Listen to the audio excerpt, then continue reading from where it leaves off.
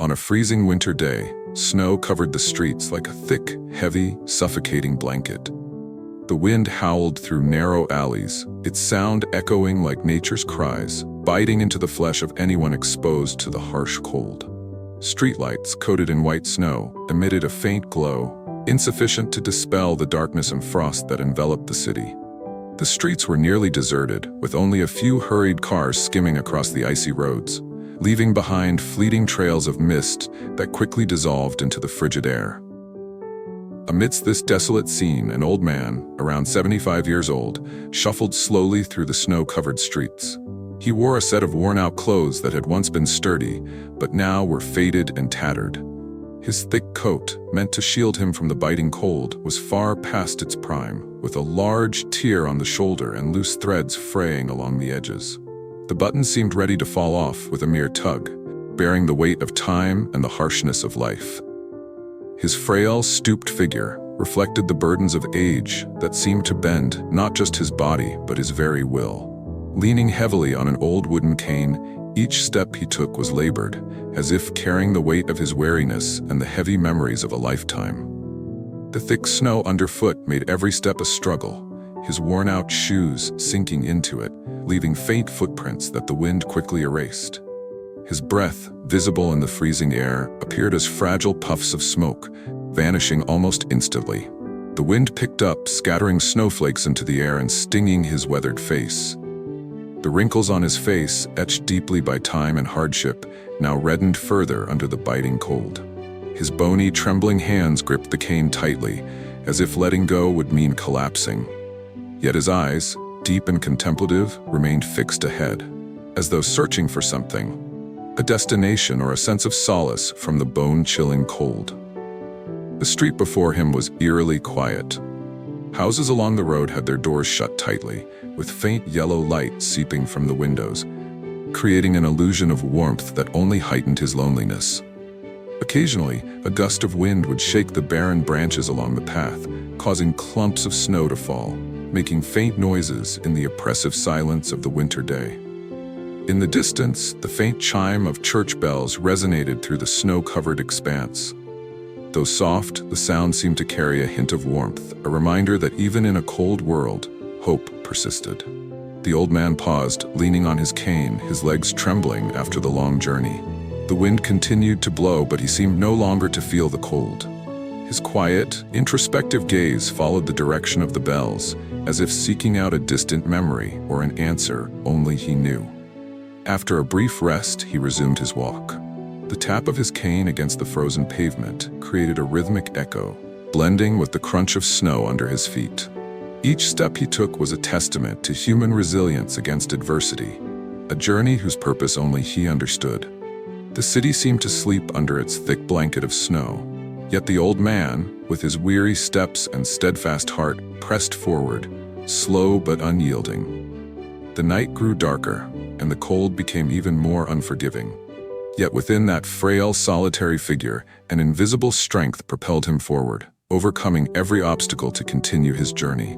The neighborhood around him was eerily silent, snow muffling the city's usual sounds. Most people had retreated into the safety and warmth of their homes, leaving the streets to those with no other choice. His presence felt out of place, a solitary silhouette starkly contrasting the warmth and vibrancy behind the glass panes of shops and cafes. As he approached a busy intersection, he paused, his eyes drawn to a bakery across the street.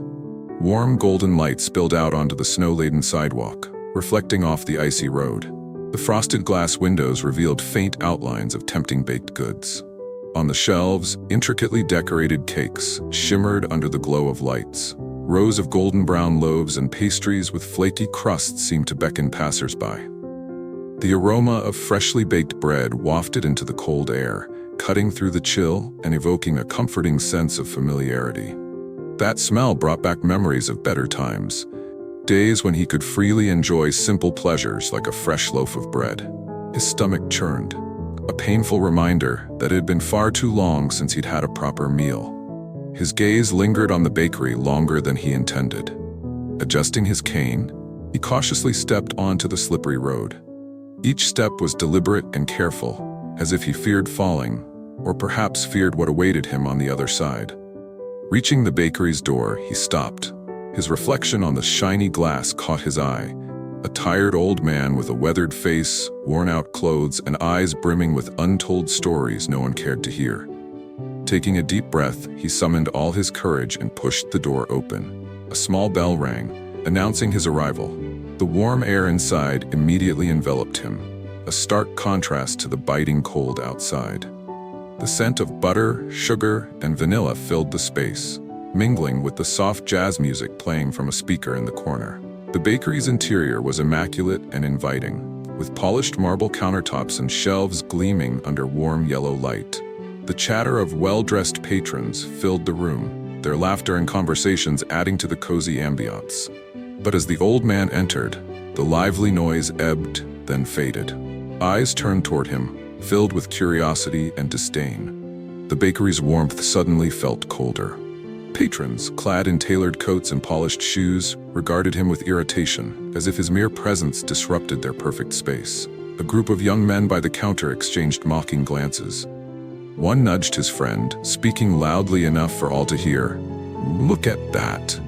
Broke and still daring to walk in here." Laughter followed the remark, cutting through the air like a blade. The old man didn't react, his face remaining calm, though his bony hands tightened slightly around his cane. He shuffled toward the counter, his faint footsteps barely audible on the tiled floor. Behind the counter stood a young woman, perfectly groomed and dressed as if she had stepped out of a fashion magazine. Her meticulously applied makeup and spotless uniform highlighted her disinterest as she tapped her nails impatiently on the counter. "Good evening," the old man began, his voice trembling. "May I buy a small piece of bread?"